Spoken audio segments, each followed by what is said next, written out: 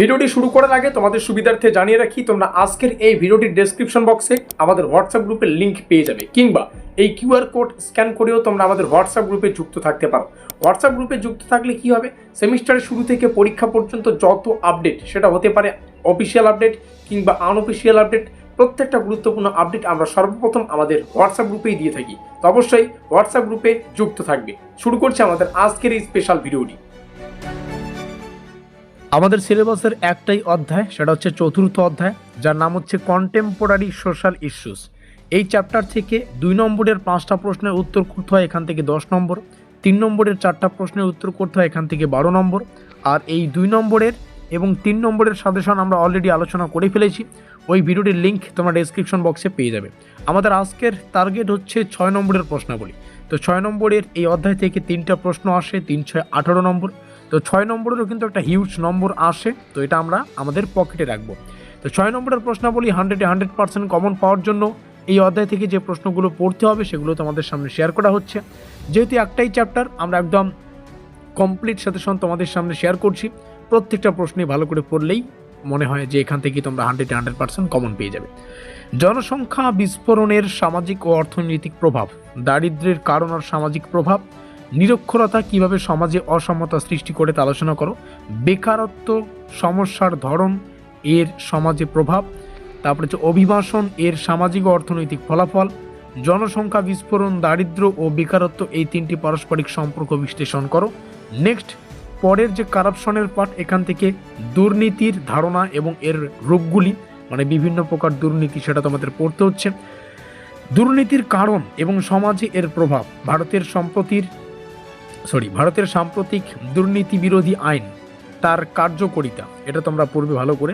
Next, gender and যে পরের part, সেটা তোমরা এখান থেকে দেখে নেবে। এই প্রশ্নগুলো বলবো না, কারণ এগুলো ইউটিউবের কমিউনিটির বাইরে।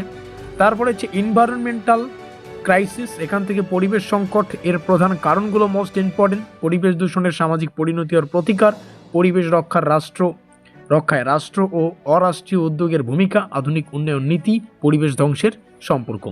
এখান থেকে আমরা যতগুলো প্রশ্ন হয় প্রত্যেকটা প্রশ্নই তো আমাদের সামনে শেয়ার করেছি, কারণ ছোট্ট একটা সিলেবাস, একটাই অধ্যায়। আমরা চাই শুরু থেকে শেষ পর্যন্ত টপিক ওয়াইজ তোমরা পড়ো। যেহেতু সিলেবাসের প্রেশার নেই, আমরা সিলেবাসটা সম্পূর্ণ পড়ে রেডি হতে চাই।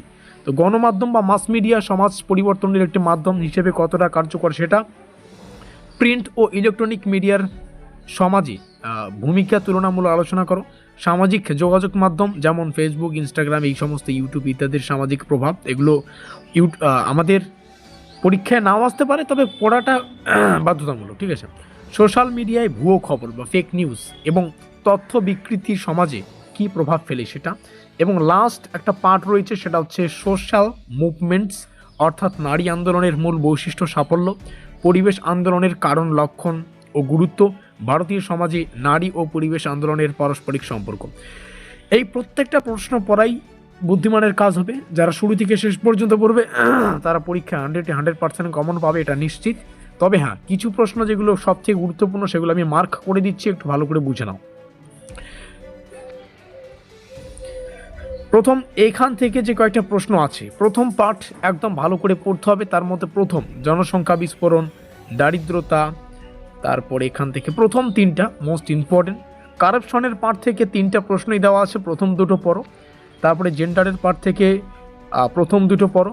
এনভায়রনমেন্ট বা পরিবেশ দূষণের যে পার্ট বা পরিবেশ সংকটের যে পার্ট, এখান থেকে প্রথম 2টো পড়ো। তারপরে নিচে গণমাধ্যমের এখান থেকে একটা প্রশ্নই পড়ো। আর সোশ্যাল মিডিয়া এটা পড়তে হবে না, একটা প্রশ্নই পড়ো এখান থেকে। নেক্সট হচ্ছে সোশ্যাল মুভমেন্ট, এখান থেকে 3টা প্রশ্নই পড়তে হবে।